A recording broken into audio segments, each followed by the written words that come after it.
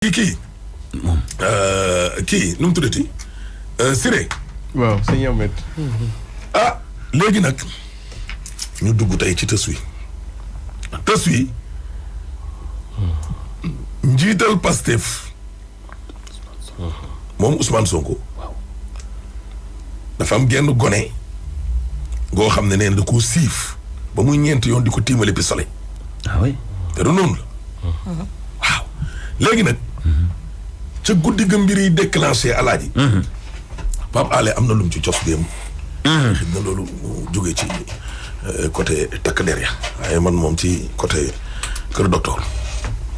oui. dégg nga loolu. xale bii di Adji Sarr. Saara mun na. Saara mun na siiw lool. waaw dañ ne moom masseuse la day maase. mais nee nañ fi mu nekkoon di fa liggéeyee. daa nëbboon patronam ne amoon na beneen liggéey. ndax aji ndekete nee nañu da doon tamit dafa nekk ci salon de couture. di ñëw. day ñëw. waaw salon de couture bi. ku tudd madame Talla ko moom. ah bon. mu fay liggéey. salon ba nekk wetu kër Maodo Malick Mbaye anamu. coalition Benno Bokk Yaakaar. xale bi nag bu fa ñëwaan foofu lay toog naan leen maay maase Ousmane Sonko di waxtaan. ñu ne foofu nag la doomu jarbaat la neveu Maodo Malick Mbaye di ko déggee ba ñu ne yéggee ko seen waa kër bonjour les dégâts. dégg nga loolu. bu baax ay yow. damay ñëw ci kër docteur ni mais fi mbir mi commencé. nekk nooy yëtu moo sax. donc moom bokkut ak salon de massage bi am na beneen liggéey. déedéet beneen day def sa. mooy ñaw boobu fa la xamante. voilà neveu boobu ñuy tudd ci tur bi. voilà. mooy Sidi. dégg nga loolu. Sidi Ahmed Mbaye. Sidi Ahmed Mbaye. ñu continue. ba mbir ma amee nag. ba mu dem gendarmerie. gendarmerie dañ ko ne. il faut nga dem wuti certificat médical.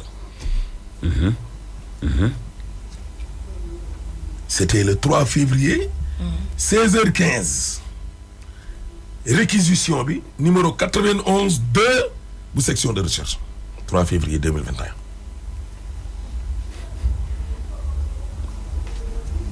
laaj nga mooy bay xel. waaw yow laaj damaa noo yetti. réew mi kenn nooyul nag. damaa noo yetti. bëggee dégg dëgg. Adji Sarr. moom Saara mun na. waaw. ba muy ñibbi. mbir mi dafa guddi. ba muy génn. daa guddi. daa guddi waaw. mais nee nañ. bi Ousmane ñëwee. moom. làkk na commenceuse bi séeréer. xale bu jigéen bi. waaw. mooy personne mais c'est toujours te kenn waraguma ko. muy deuxième ba fa nekk. ne ko saal ba deux lañ. ne ko waaw. fexeel ba. kii. bu ko won ne ko yow xam nga ko. xam nga am na ñoo xam ne bu ñu gisee Mansour Diop ne Mansour. fekk Mansour doon sàkketu foog ne kii xamuma. waaw. soo tëbee. xëy na li nga bëgg a def yàqu. waaw. mu ni ko. xam nga li ma la. mu ne ko. bu ko won mukk ne ko xam nga ko. dégg nga loolu. yaa ngi teewlu bu baax. problème yaa ngay démarrer nag de. sa casque dafa am problème. reste calme rek. problème yaa ngay démarrer nag de. refi nandite rek. noonu ko làkkee. refi nandite. bata andee. andaanoo. yow nekkal nandite. kii bu mu xam ne. yow xam nga ko. xam merci. non je t'adore. barke rasulillahi. dégg nga loolu. waaw. ba muy ñibbi nag. nee nañ patronam bi. nee na ko guddi gi foo jëm. mu ne ko man benn jakarta. dégg nga loolu benn jakarta. moo may jël si. benn jakarta moo may jël si. mu génn. patronam bi topp ay tànkam. ana deuxième masseuse bi boobu. fa la ko bàyyi génn. ah moom mu njëkk a génn bàyyi fa. personne bi kenn tuddul ba léegi. bi mu demee nag patronam bi génn. topp ko. gis benn 4x4 bu ñuul taxaw du Jakarta.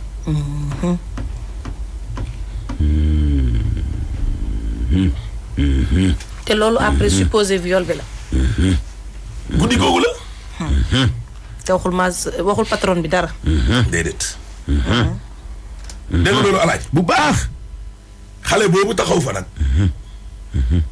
jël si ko mooy Sidi Ahmed. mu dem moom sël.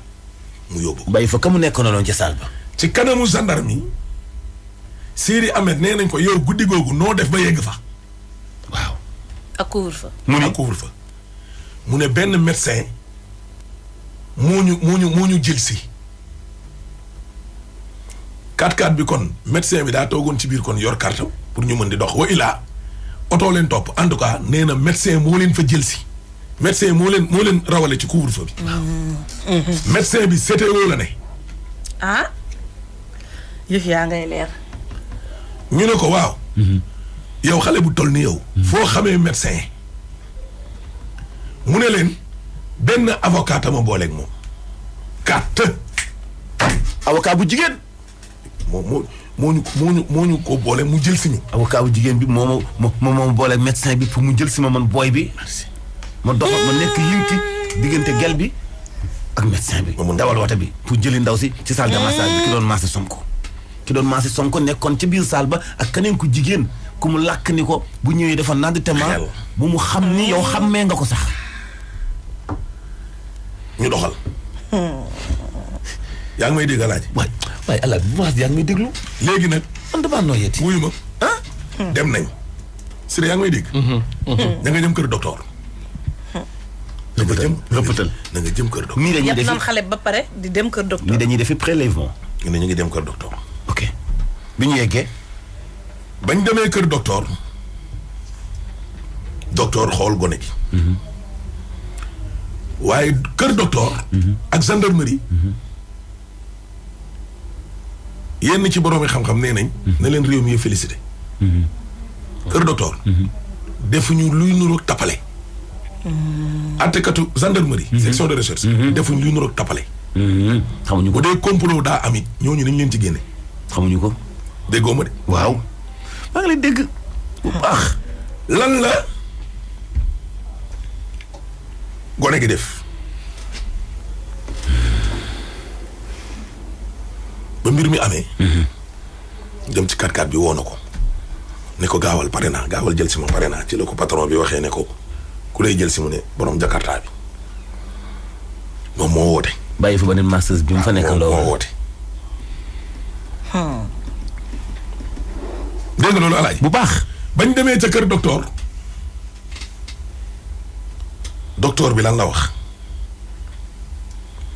nee na ko ci kayit gi. liñ bind ci kayit gi. mooy luy xeetoog tëcc. tëcc. waaw. dégg nga nit bu la nuyoo bés la sax. waaw bu bàyyee maanaam jonjoo. waaw da ngay jonjoo amul ci awraam moom. awra ba léegi ay tëcc ak. waaw maanaam yooyu daal ci kaw gàttal. remarqué wuñu ko daal. maanaam sëy l'examen médical de ce jour. sëy gu bees. ne retrouve pas de lésions vulvaires. au contraire li ñu fi gis mooy waa vulvaire déchirure nee na gisuñu ko luy nuroog ci awrawu gone gi. ak jonjoo maanaam am jonjoo ba mel ni ab gaañu tëcc am na. parce que bu dee viol loolu da nga ko ciy gis. merci bu dul viol sax da nga ko ciy gis. mais bu dee viol nga koy gën a gis parce que fitna gee tax. waaw bu dul viol sax. xam nga li ma la wax. léegi nag la ñu jàpp mooy ñoom jàpp nañ ne dañoo war a def kon test ADN. kon bu mel ni mëniwu feeñu fa. feeñu fa. déglu de laaj dama bëgg nga déglu mu di. waaye yow fi mu ne nii kii est-ce que abuma yeneen nopp ak yeneen xel yu lay déglu sax. dégg nga loolu Siré. nopp nag du déglu de. bàyyi la ñu ne nopp du déglu. réew mi def ñu ne na silence. au contraire. le médecin dit que li mu wax mooy absence totale de lésions déchirure xoolal hyménéale ancienne nee na loolu lañ gis. maanaam am jànkoog ndaw gi amatul daal ak ndaw. luy xeetoog ndaw daa newul ca moom. maanaam mos naa sëy waaye nag du sëy gu bees. dem na bu yàgg. waaw ndaw li. waaw loolu la wax waaw. mu ne absence totale de lésions, déchirure imménéale ancienne la ñu gis suuf noonu. waaw. mu ne ndawu gone gi. den na bu yàlla. dem na ca 1904. am na ko ne ma silence total am ci mbedd mi. si non kenn waxatul. maa ngi soo studio bi ni mu neexee. aju du fëgg maxtu de ni nga daan def nii. aju wu ko. dégg nga loolu. waaw. Pape Beye tey ñun taluñu anniversaire xaaral tuuti. non tey amul dédicace amul anniversaire. amul anniversaire. médecin bi Alpha Séni Gaye la tudd gynécologue la. mooy ko xool xale bi. merci.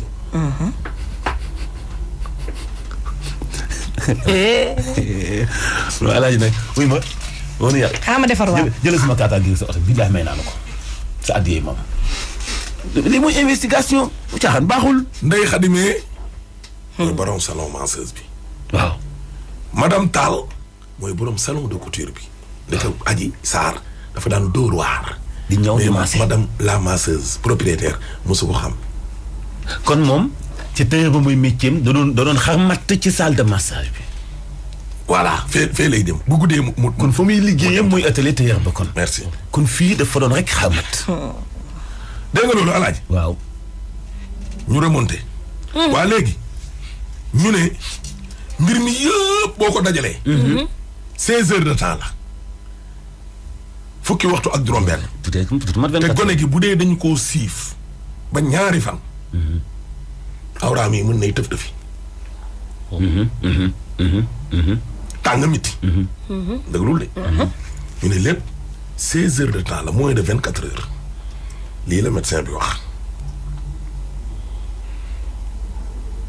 waaw. léegi nag Alaaji. gendarme yi teg ñoom lii la ñu def kayit yeeg yëpp lii la ñu bind waa kër docteur lii la ñu bind. daal di joxe. waa laaj bi nag mooy. xale bi moom dafa bind plainte. ñu xuus ba démb siré. procureur ne man léegi ala xam laay topp maanaam x kuy x. xale bu non te yow xale bu jigéen bi. Ousmane Sonko xale bi bind plainte bi ñu gis le 2. Ousmane Sonko la ci bind. waaw menace ay yoon répétitive ak arme. waaw man dama ne le maître des poursuites kii toppee. barki démb. am na ay journaux sax yu ko bind tey. ne léegi ala xam lay topp léegi première question bi siré. ala détail wér-gu-yaram gi loolu la de. mais wér-gu-yaram bi précisé na ci 16 heures yooyu. waaw xale bi def na ci ay rapport sexuel wala defu ko ci. defu ko ci déggoo li ñu la wax. non 16 ci 16 heures yooyu noonu 16 heures de temps la durée. procédure bi précisé na parce que mun nga. non dafa ne prélèvement yi comme que dem nañ ba di ko tudd alaaj. kon dañ faa séenul ab mu niw. waaw mën nga bañ a simé mais gynécologue bi mën na xool ndax yow ci heure yi ñu génn. non nee na kanam gi jonjoowul benn yoon lu dul jonjoogu njëkk gay firndeel ni amatul ndaw. donc heure yooyu daal yow mënoo déglu heure yi suivre. muy xool. yëpp préciser na ni heure yooyu. xale bi sëyu ci. simeer gars yi dañoo ñëw. mënut a sëy parce que mu doon maasukaay ba ñaara fan. mais foofu mun na sëy feneen aussi. yónnee leen ci suñu numéro WhatsApp bi nag maanaam ay histoire d'amour yoo leen dund bu leen neexee tam ngeen woote de. waaw ñu bëgg a wax si affaire Sonko bi ñu wax. ñu bëgg a wax tam ci affaire mbëggeel tamit pour am cadeau. noo koy def audio ci numéro boobu noonu. non histoire d'amour bi nga dund audio wala woote. wala ngeen woote direct rek ci 88 628 89 90. fii ak fin émission waaw acca Siré. waaw sëñ Ahmed ñoo ngi ziar nga ne lan nga xalaat ne moo indi maanaam diviser x no te ñu porte plainte nit mun a jàng nekk ci réew mi. di Ousmane Sonko loolu ma jàpp moom lañ plainte kay.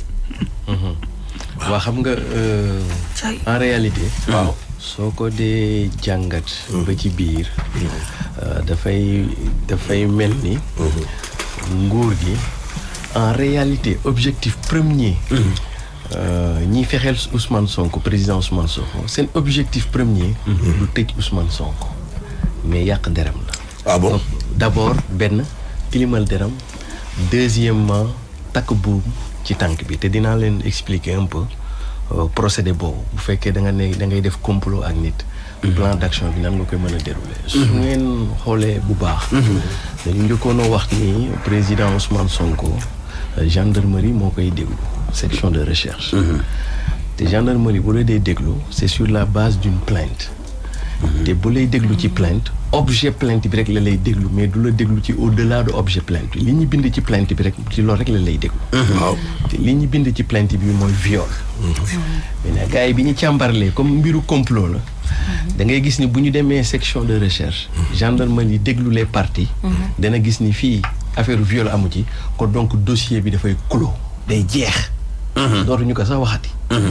dafa mel ni ñi nekk ci ginnaaw kii bi nag bëgguñu dossier bi jeex. loolu moo waral benn instant ñu dessaisir gendarmerie dugal procureur de la République directement nga xam ne léegi dootul gendarmerie moo koy déglu mais maintenant léegi procureur mooy ubbi enquête jël affaire bi ci moom léegi pour revenir ci li nga ma laaj xam nga plainte bi dañ ko adressé nommément ku tudd Ousmane Sonko donc normalement procureur daf ko war a woo moom Ousmane Sonko mais li lay wan ni dafay ubbi enquête contre X moo lay expliquer ni Ousmane Sonko maîtriser tegul agenda maanaam moom léegi emploi du temps mi ngi ci loxoy justice parce que suñu ubbee enquête fii ba fukki at yow da nga war a nekk à la disposition justice heure bu la justice soxla ci cadre affaire bi mën nañ laa woo nga ñëw wuy si loolu mooy takk buum bi c'est-à-dire que ëllëg tey jii Ousmane Sonko bu waree bëgg a dem doxi daram sax ñu ni suba la koy dem doxi ñu xam ko procureur mën na ko woo suba soos te su ko woowee dafa war a bàyyi li muy def ñëw wuy si parce que yoon moo ëpp doole li muy def kon donc moom fii ba 2024 maîtriser tul agenda mais justice mooy maîtriser agenda loolu mooy takk buum bi beneen bi mais mën na nekk plan bu échoué aussi mu nekk échoué beneen bi beneen bi mooy tilimal der xam nga régime bi ñu nekk nii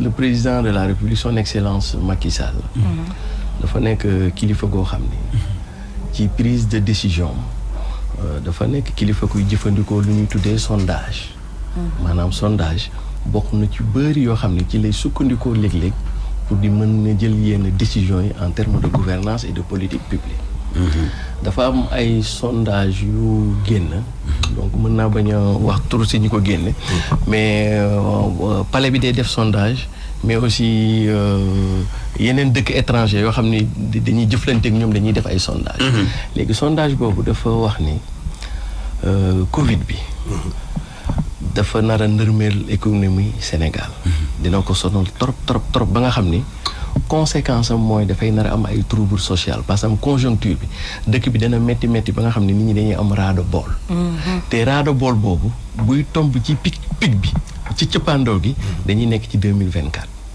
te kon mu tudd sax ras-le-bol général boobu généralisé dafa nar a profité ak président Ousmane Sonko bu ñu tollee ci 2024 donc léegi sondage yi joxe ni fi mu toll nii président Ousmane Sonko dafa nekk ci benn pole position léegi nag président Ousmane Sonko dafa am ñaari mbir yu ko topp ñoo xam ni dañuy liggéey pour moom mu bañ a nekk président de la République benn bi c'est extérieur benn bi c'est intérieur extérieur bi ki ci jiitu moom mooy France parce que Ousmane Sonko dafa mës a wax président Ousmane Sonko dafa mës a wax ni moom bis bu jëlee réewu Sénégal acte bi muy njëkk a posé mooy génn ci France Sénégal CFA or pour France nag nga rey leen ñu dee nañu yemale affaire franc CFA bi d'ailleurs Édouard Balladur daan na wax ni la question du franc CFA ce n'est pas une question technique mais c'est une question politique léegi nag France dafa mel ni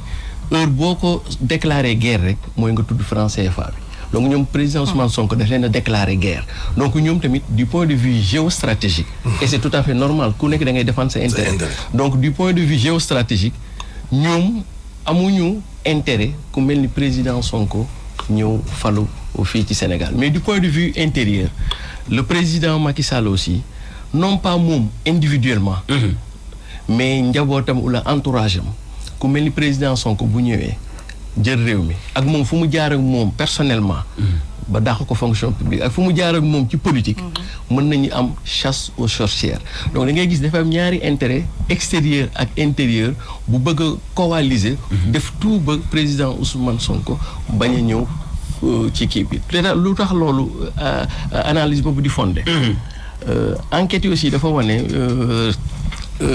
sondage d'opinion bi dafa wane ni ci carte électorale bi ñi nga xam ne buñ la votelee yaay gagné élection yi ñooñu bokkuñu ci benn parti politique en réalité waaw dafa am ñoo xam ne dañu bokk ci parti mais askan bi nga xam ne bokkuñu ci benn parti électeurs yi ñoom ay électeurs citoyens nañ bu jour élection jotee dañuy sangu ba sot jël seen carte dem voter selon leur intime conviction ñibbiwaat seen kër boole woon ci dara ñooñu ñoo ëpp ñi nga xam ni ñooy daw di yuuxu ci parti politique yi te ñooñu ñooy basculer élection léegi nag ci ñooñu tamit dañuy sondage bi dafa révélé ni temps yii yëpp ñooñu dañu commencé di bàyyi xel président Ousmane Sonko parce que idée yi muy wax dafa commencé di dugg ci seen xel xam nga lu tax Ousmane Sonko profilam dafay yee ci askanu sénégalais ak africains yi ñi ñuy tuddee les perdus des indépendances maanaam mooy Patrice Lumumba bu nekkoon RD Congo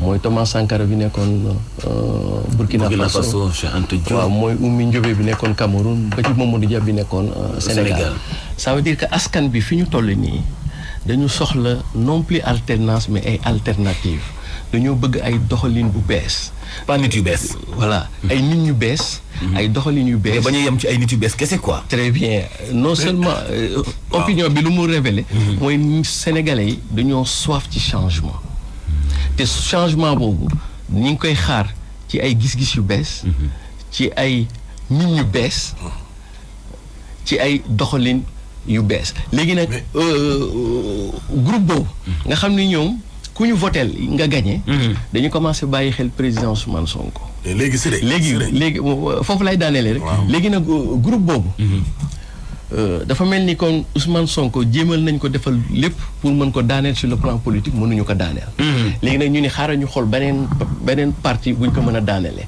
parce que groupe boobu ce sont des gens d'un certain âge duñu ay xale te ñooñu en général affaire u mbërs muy affaire u viol muy affaire u sàcc muy affaire góor jigéen suñ la ko xosee ba tuumaal ba sa deret ñooñu dañ lay dummoo yi donc jeu bi yëpp dafa mel ni dañu war a bëgg a jël ñooñu nga xam ne bu ñu basculer Ousmane Sonko mën na am résultat yu baax ñu yàq deru Ousmane Sonko ba ñooñu duwee parce que ñooñu effectivement li Ousmane Sonko di wax intéressé na leen mais wóolooguñu Ousmane Sonko loolu mooy problème léegi nag bu lii duggee très bien xel nga na jaxasoo très bien parce que comme Ousmane Sonko li mu leen di wax mi ngi raisonné seen bopp mais wóoluwuñu booy bi léegi bu ñu ñëwee tuumaal ko affaire xam nga gor boo ko bëggee rey doo ko tëj kaso mais donc koy tuumaal lu mu deful ci wàllu sàcc ak ci wàllu viol ak tuumaal lu mu deful waaw da nga koy tuumaal lu mu deful waxuma ni Ousmane Sonko def na wala deful waaw mais gor du tëj kaso pour affaire politique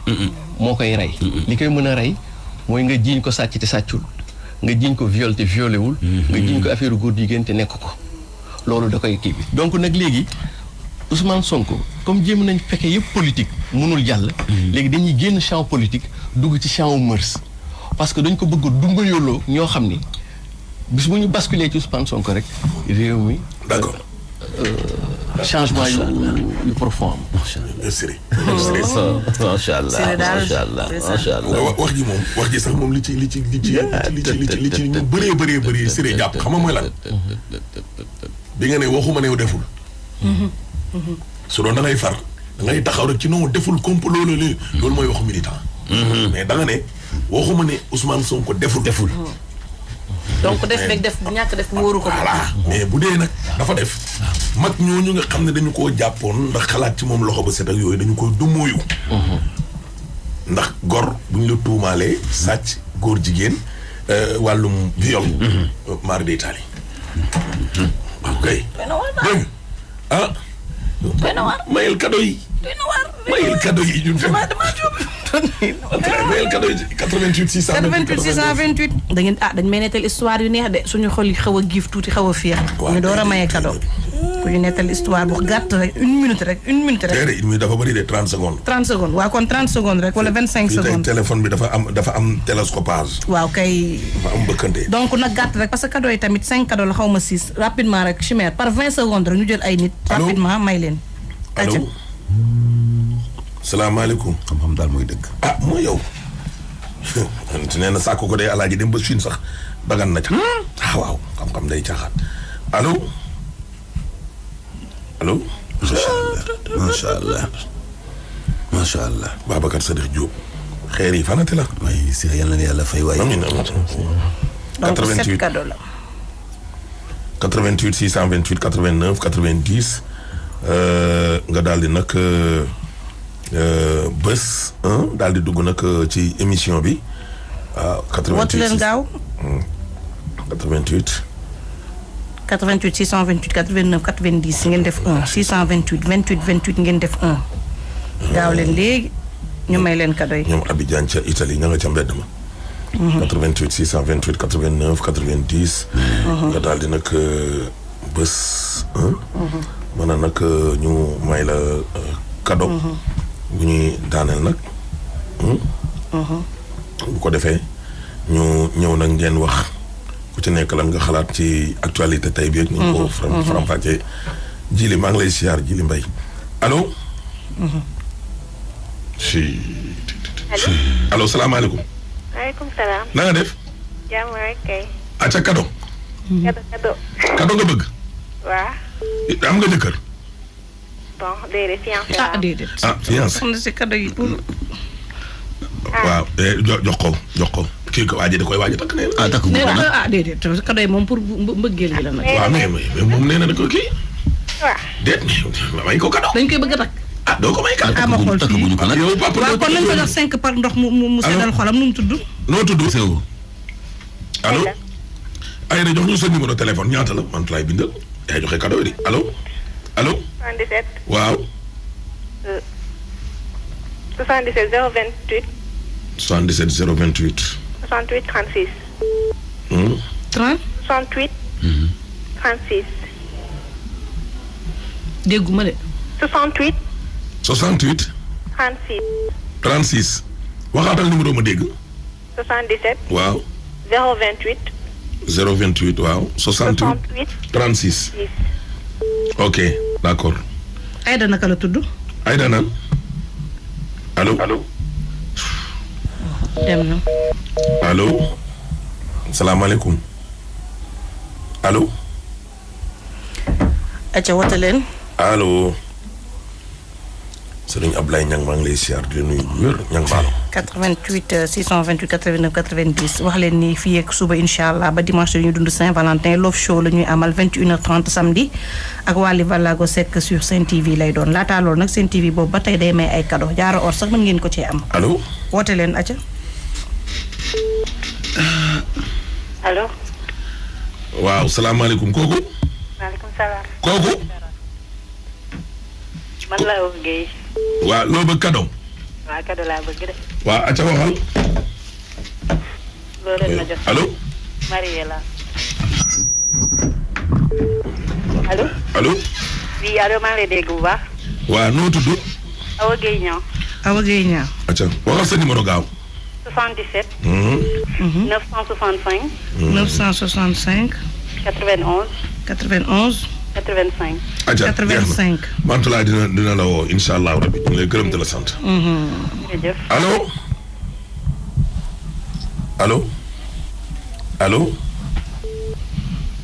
allo. allo oui. salaamaaleykum.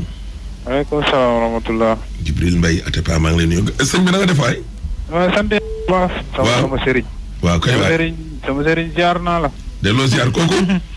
tey am naa mbégte lool dégg sama kilifa. ndeysaan jaajëf. ndax démb rek maa ngi seetaan benn vidéo sama sëriñ boobu njaayeen bi. ci Facebook waaye macha allah après waaye laajam yi laa amul ba léegi ay tontoom. dëgg la jaajëf macha allah. xanaa madame nga bëggal cadeau yi. waaw. ayca yow moom dañ koy may benn pack maquillage cosmétique ba ca waxal tur bi. waxal sa tur. maa ngi tudd Chérif Diallo. Chérif Diallo. waaw. numéro. 77. 680. 680. 10. 19 ayca. waaw. merci beaucoup jërëjëf. sëriñ bi ziar nañ la. jërëjëf waay jërëjëf kontaan nañu merci beaucoup. alaaji nag seen jotaay ginnaaw suba Amintaloo. Amintaloo jëng nag la ñu invité. incha allah seen jotaay bi di ñëw koy beneen affaire la. allo. madame allo. salaamaaleykum. aw Kara moo dugg nii xam nga. waa acca. yow moom paquet de corps bi laa lay may nga defar sa teint noo tudd. Adama Mbengue. Adama Mbengue. Adama Mbengue sa numéro lan la. 77. waaw. 021. 021. 23. 23. 12. man waaw bëgg naa jërëjëf waaw jaajëf. bëgg naa leen bu baax. kontaan nañu sëñ bi nag cadeau yi nag yàquñu émission bi de cadeau yi mooy indi xaalis bi ba tax ñu toog fi de ñi ay sponsor lañ nag voilà Expresso ñu ngi leen di nuyu baax ak Jolof Chicken daal day dellu si waat allo allo. benn des Jolof Chicken rek laa bëgg nag. allo allo ak lekk allo boobu sponsor dama ko bëgg allo. jëlal sa benn cadeau bi te may ma yeggale man allo waay. ku bëgg cadeau waay allo. waay allo waay. ayca. pak cuuraay baa ngi fi de demagul de. nee nañ kii de nee na ay dëgg yoo xam ne dañ ko méngaleeg jamono. ñu wootee dañuy jot orange. ba pare huile j'adore bi joxee guñ ko de. ah bon déedéet. waa léegi gaaw leen woote leen gaaw. waa léegi alaaji lu tax ñu ne ci kër gi moom cadeau yi ñuy joxe duñ ci am si duñ ci am. waay allo. loolu mooy. allo salaamaaleykum. waaleykum salaam wa rahmatulah. na ngeen def. noo def sëñ bi. ça va alhamdulilah man dama bëggoon wax ci mooy li ngeen doon di wax léegi ci wàllu Sonko. waa dinañ ci ñëw léegi dañuy écouler cadeau yi rek ñëwaat ci léegi incha allah moo tax ñuy gaawantu di dégg. damay téye ligne bi wala. ayca bàyyi ñu demal rek keneen dugg après nga ñëwaat ci léegi dégg. allo. waa kon ayca ku bëgg ci cadeau yi gaawal 88 628 89 90 ngeen bës 1 628 28 28 ngeen bës 1 ayca allo.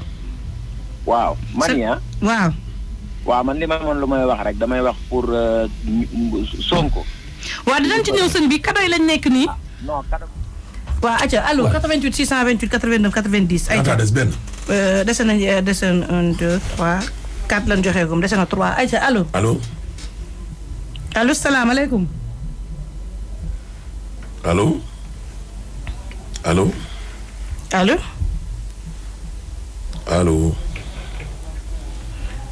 salaamaaleykum.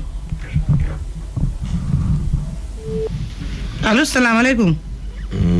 allo. allo oui asalaamaaleykum soxna si noo def. waaw maa ngi fi. yaa ngi ci jàmm. maa ngi ci jàmm. tur bi naka la. allo. waaw ma ni tur bi naka la. waaw tur bi dama ko bëggoon lépp. kon après nga woote waat incha allah 88. wala bëggoo cadeau. 628 89 90. ayca chimère ñu jël keneen.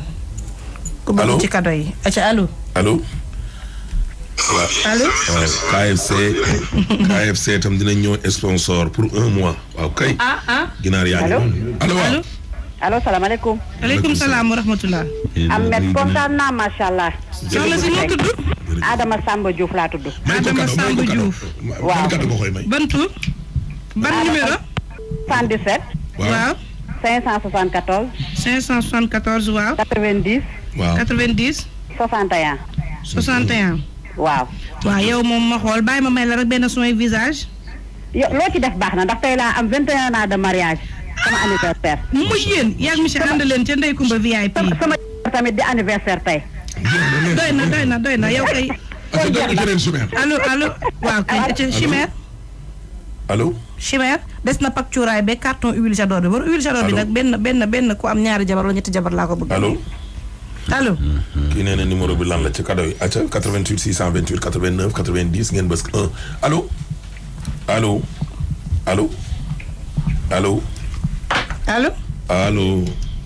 waaw salaamaaleykum. waaleykum salaam. acca jox ko cadeau. acca tur bi naka la sëñ bi. Djibi Dieng waaw jox ko. Djibi Dieng waaw numéro. joxal sa numéro. 77. 793. 00. 89. waaye moom jox naa la pak cuuraay bi. allo. ayca ñëw leen.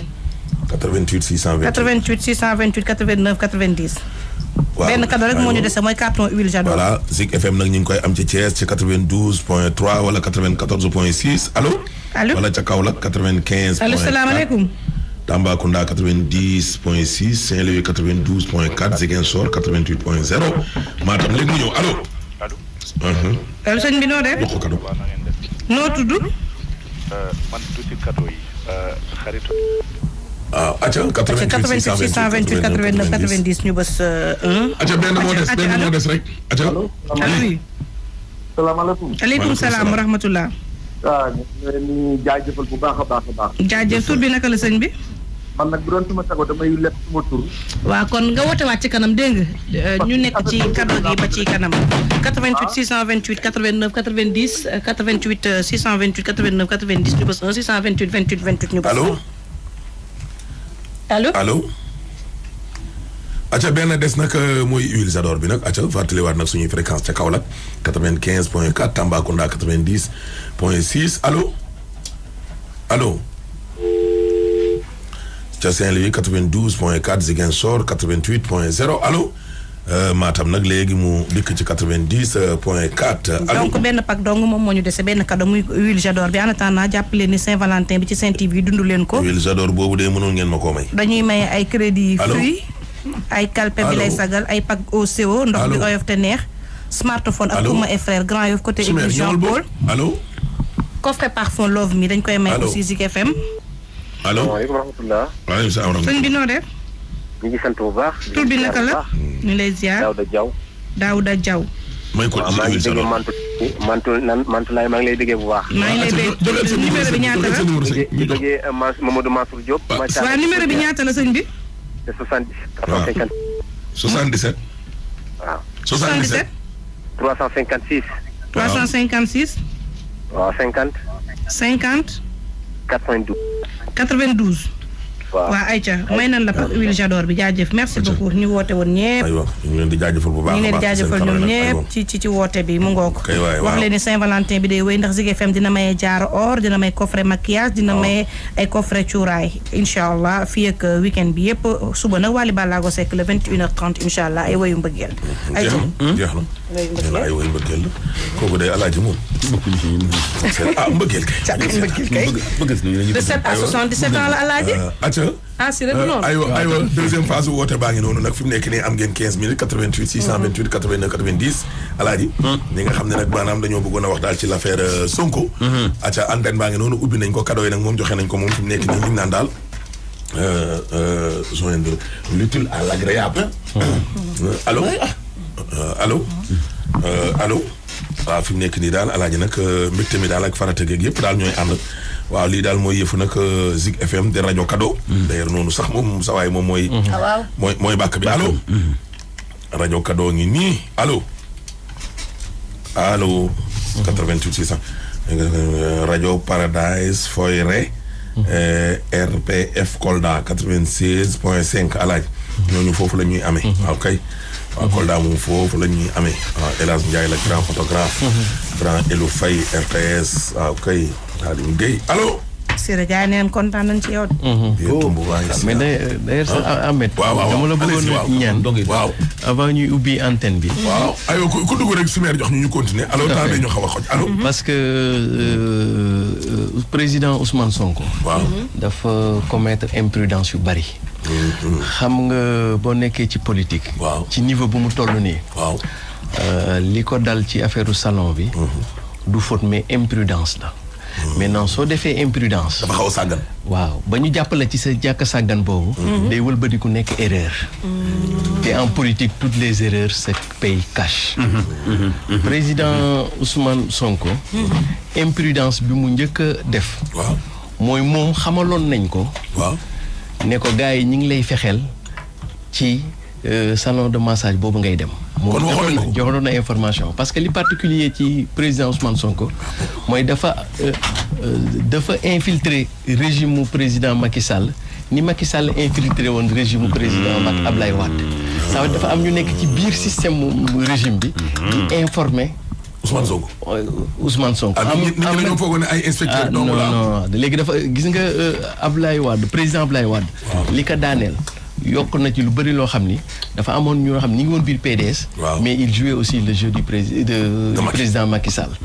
noonu ko président Macky Sall amoon noonu la ko Ousmane Sonko amee ba tax ne moom amoon na information bi que ñu koy donc loolu mooy imprudence léegi imprudence bi mu def.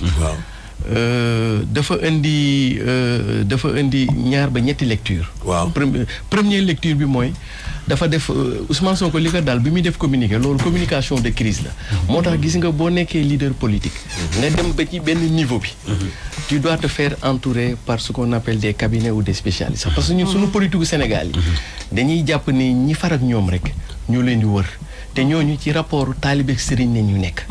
donc yow am na fooy toll ci ci politique comme kii bi. yow da nga war a am ñu lay accompagner ñoo xam ni pas forcément dañu war a ànd ak yow. mais ñoom dañ lay indil technique maanaam dañ lay indil compétence. communication de crise. très bien non communication ça dama la bëgg a wax ni tey Ousmane Sonko peut-être que président Ousmane Sonko bu amoon conseiller peut-être que erreur yi mu def ci communication bi. du ko woon def. comme bi dafa am erreur. dafa am erreur yu bëree bëri xam nga lu tax. parce que dañ ko tuumaal benn affaire boo xam ni automatiquement dañ ko dugal ci ce qu'on appelle une communication de crise. léegi nag boo nekkee ci communication de crise timing bi dafa am solo lu bari. boo xoolee bu ñu ko jiiñee. dafa toog ñetti fan doog a réagir boo nekkee ci communication de crise ñu jiiñ la lu toll noonu yaa ngi ci waruloo toog 3 jours te génnuloo. léegi temps boobu mu toog 3 jours boobu ça joue à sa défaveur. beneen problème bi mu am mooy au niveau dans la forme ak dans le fond. président Ousmane Sonko ci communication dafa def ay jumte ci forme bi def ay jumte ci fond bi parce que su ngeen ko xoolaatee bu baax bi muy def conférence de presse. da ngeen di sentir ni kii il n'est pas à l'aise. c'est-à-dire qu'il était sous stress. il était sous pression il était sous la défensive. léegi sooy def communication de crise da nga war a libérer ce qu'on appelle les ondes négatives. guddi ga précédé muy war a def communication waru woon sax fanaan ci néeg bu am lampe courant électrique dañ lay taalal sondel nga kii pour parce que yii day dégager onde magnétique. soo xëyee suba li nga war a njëkk a def balaa ngaa wax ak askan bi da ngay dem defi jogging. boo defee jogging très bien nga libérer stress bi évacuer ko. yow normalement ci sa jogging ci nga war a jógee ñëw toog directement jàkkaarloo gaay su boobaa da ngay am rythme ci li ngay wax. mais soo nelawee ci lumière bi nga xëy suba évacuer woo stress boobu soo toogee di wax stress bi dafay feeñ surtout que liñ la jiñ dafa rëy mooy affaire mœurs. donc dans la forme foofu la péché dans le fond soo nekkee communication de crise il faut assumer d'abord et se justifier ensuite. Or, président Ousmane Sonko, quand tu fais l'analyse du discours de sa communication, il a inversé les polarités. Il s'est justifié d'abord avant de s'assumer. te askan bi li ñu doon xaar ci loolu. première question bi leen gën a intéressé mooy est-ce que dem na fa wala demu fa. loolu lañ doon njëkk xaar. parce que de cette réponse là ci lay indee yenn analyse yi. moom bu muy tontu nag assumé wul directement ne dem na fa dafa commencé justifié wu affaire ndigg ak yooyu. su boobaa rek il y a un biais communicationnel. day am affaire bu des. donc moo tax ma wax ni bon ci li ma ci mën a waxagul rek moo tax homme politique yi moo xam ku mu ci mënti doon am na ci benn niveau booy toll. sa communication naam ñi nga àndal baax na ñu jegele di la communiquer. mais soo bañee dugg ci yenn guute yi il faut prendre les services mag ñu xelal la te loolu mooy drame président Ousmane Sonko c'est que amul mag ci ginnaawam. te ñàkk a mag ci politique. moo lay dugal ci erreur yi te xam nga loolu la koy justifier. lii tubaab bi naan un crime n'est jamais parfait. président Ousmane Sonko dafa jël ay façon matukaay yoo xam ni du naan ndoxu assemblée du jënd carburant ci station Total yi même buy voyager extérieur sax du enregistrer sac ci sud bi parce que mën nañ ko ci dugalal ay drogue ak yooyu. c'est-à-dire que xoolal yow kuy jël niveau de précaution yooyu yëpp ñëw affaire salon de massage di la daaneel c'est-à-dire que yow salon de massage tuuti normalement loolu war ko woon mën a daaneel vu que moom précaution yu mu jël yëpp. yi gën a graaw yëpp waajal na ko. détail bu sew bi ñëw la dugal te loolu moo lay expliquer ni. staff bi des na. staffam des na Sonko loolu rek mooy catam. dafa ànd ak ay ñi ko faral ak moom. te ñooñu du ñu am souvent recul nécessaire bi. pour wax ko du point de vue yi et que moo tax léegi boo demee bitim réew exemple. politiciens yi à un certain niveau. dañuy recruter ay cabinet conseil. dañuy recruter ay think tank. ñoo leen di xalaatal ñoo leen di bindal loolu ne veut pas dire que ñi nga àndal da nga leen di rejeter non. parce que am na fu ñuy toll ci kii bi dafa laaj benn non seulement technicité ak benn objectivité. te yow souvent ñi nga faral ñu politique ak yow du ñoom rapport taalibe ak sëriñ la ñu gën a am. te rapport décalage boobu. parce que conseiller boobu il n'est pas dit que dafay faral ak yow moom du bokk sax sa parti. moom vous avez des rapports professionnels. il te gère la communication ou il te conseille en communication. affaire politique yi yoonam nekk ci. mais léegi farut ak yow. Siré waaw suñu gisee ne mbër dafa daanu. côté communication stratégie côté politique. nan la comme seen genre cabinet yi. mën a def ba waa ji rebondir am na ñoo xam ne yow dañ fay jaaree bàyyi comme genre ñoom Dominique Strauss-Kahn yi dañuy bàyyi. te pourtant dem nañ ba ci biir. nit ñi xam ne Nafissatou mii. complot am na ca. absolument mais boobu moom bàyyi na. waaw xam nga yu mel noonu su amee ça veut dire que yow en termes de prise d'initiative tu n'es plus le maître du jeu ça veut dire que yow am na yooyu nooy taxawee da ngay gën a dugal sa bopp. maintenant da ngay inverser polarité yi jéem a xool ci sa ki nga jàmbaar lool récupérer ay faayam moom ci erreuram après ci ngay rebondir c'est-à-dire que moom ci dooleem après ci foofu nga koy def. ci même histoire bi leen boole. très bien ci ngay xool faay yi mu ci am. très bien voilà ça veut dire que fi mu toll nii luy mën a sauver waat kii bi nekkatul acte bu Sonko di poser mais erreur bi régime bi di def parce que déjà affaire Sonko indi na affaire yu jeexi jaax ak moo def ak moo deful loolu yoon moo koy wax mais am lu ci xel mën a teey ci ni ñu koy kii même si fondamentalement boo ko xoolee ba ci biir complot soriwu ko. mais est-ce que gisoo ne assemblée dafa précipité lool par rapport ak fi nekk nii yi seen démb ak tey. ki ko yóbbu woon ak ki ko jëli woon ak rapport bi Pape Alé wane démb ak. enquête bi Ahmed def tey. yooyu yëpp boo ko dajalee est-ce que assemblée kon. précipité wul ba yegg jusqu'à ce que déshonorer suñu ay institutions. parce que ki ñu bëgg a lever immunité parlementaire am. seen collègue la. waaw xam nga tey ji régime bi lay wax. daf cee dem ci niveau boo xam ne mënatul a dellu ginnaaw en fait. parce que su delloo ginnaaw dafay am ce qu'on appelle une défaite symbolique ce sera la première défaite symbolique du régime en place contre le président Ousmane Sonko te défaite symbolique boobu mën na jur après la défaite réelle en 2024 donc nguur gi fi mu toll nii mënatul reculer moom dafay mën a def maintenant ci biir intervalle bi mën na jéem a changer tactique de jeu te loolu la nguur gi di def nii. bañ koo tëj ak yooyu. non tactique de jeu yi bañ koo tëj bi bokk na ci. non parce que commencement bi ñoom dañ ñëw noo kii moom sànku na. tactique bi moom mooy lan. au lieu que procureur di ko woo moom Ousmane Sonko day def plainte contre X. voilà tactique bi foofu lay changer. mais X est-ce que mënta génne après ci Ousmane Sonko. waaw mën na ci le X là. waaw mënul génn après ci Ousmane Sonko. léegi bu ñu nee X. mooy ba ci yow mi képp koo xam ni procureur yaakaar na ni de manière directe ou indirecte mën nga laale affaire bi mën na laa woo. kon donc X boobu 16 millions de Sénégalais yëpp ñu ngi ci X bi. mais est-ce que guddal procédure bi tamit waralul X bi comme li nga wax sànq. très bien parce que en fait loolu la xam nga président Ousmane Sonko boo xoolee fexeel nañ ko nu ne sur le plan politique mënuñu koo jot. maintenant léegi moom pour mën ko éliminer ci course bi te loolu mooy objectif fondamental donc il faut ñu jéem a génn ci terrain politique dugal ko ci beneen terrain maintenant léegi bu ñu ko dugalee ci terrain marché bi léegi bu ñu porter plainte contre X ça veut dire que juge bi am na possibilité fii ba 2024. fii ba après élection bi heure bu ko neexee wala moom mooy li ma leen. mais Siré attends kan mooy X.